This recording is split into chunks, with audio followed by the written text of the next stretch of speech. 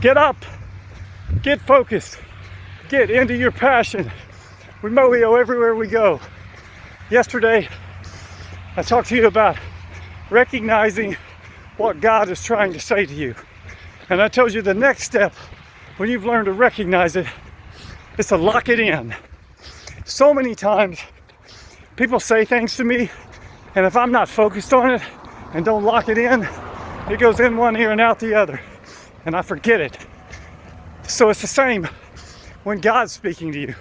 How many times has God been speaking to you through other people, through scripture, through thoughts in your head, and you just hear it, and then it goes away. You don't lock it in. If you're gonna make a change in your life and put yourself in the position to be the best you can be, you gotta lock it in. So here's the thing I want you to understand.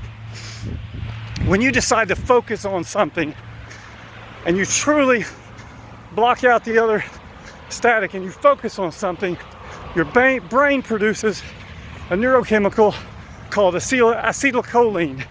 And the acetylcholine basically tags that thought as important. So when you're focusing on it, your brain literally tags it as an important piece of information. And then when you rest, when you sleep, those thoughts that were tagged by that increased uptake of acetylcholine, they're basically put into the hardwiring of your neurotransmitter system with a neurotransmitter called dopamine. So it basically hardwires that thought in. So it requires two things: the intent focus, which produces acetylcholine, and then a time of rest away from that static to tag it and lock it in. And nothing that you hear, no message you get, is going to make a change in your life if you don't lock it in. So let me give you an example of how I lock something in. The other day, I was actually praying, and I was praying for someone.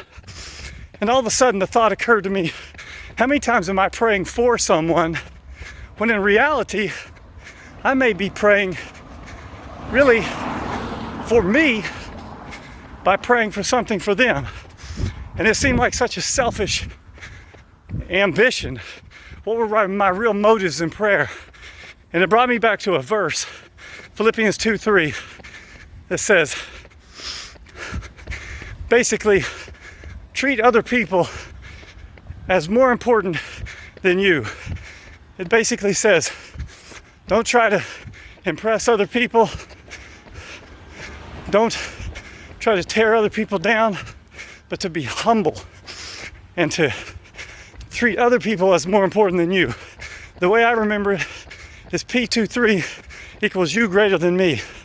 Philippians 2:3 means I should treat you as more important than me. So I thought, how can I lock this in today? Because obviously God's telling me something today. So I wrote that down on a piece of paper. P23 equals you greater than me. And I went over and over it as I meditated that morning and as I prayed. And I locked that in. That night before I went to bed, I read the scripture again. And I went to bed just thinking, meditating over that thought. P23 equals you greater than me, just the way I remember it. And so, as I tag that, my brain tags that thought with acetylcholine, tags it as important. When I sleep, my brain transmits dopamine, and that's locked into my memory.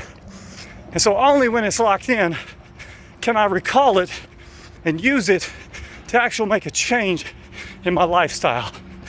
So when you recognize that God's speaking to you, when you lock it in, then the next step is to live it. And that's for tomorrow. So take this opportunity.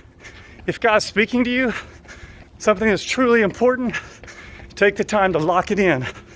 Think about it, write it down so visually you can see it. Think of a way to remember it before you go to bed. Meditate on it. And then when you sleep, your brain will produce dopamine. It'll lock it in. And it's something then you can call upon to make a behavioral change. And that's tomorrow. Live it. You got the opportunity. What are you going to do with it? Oh, yo, everywhere we go.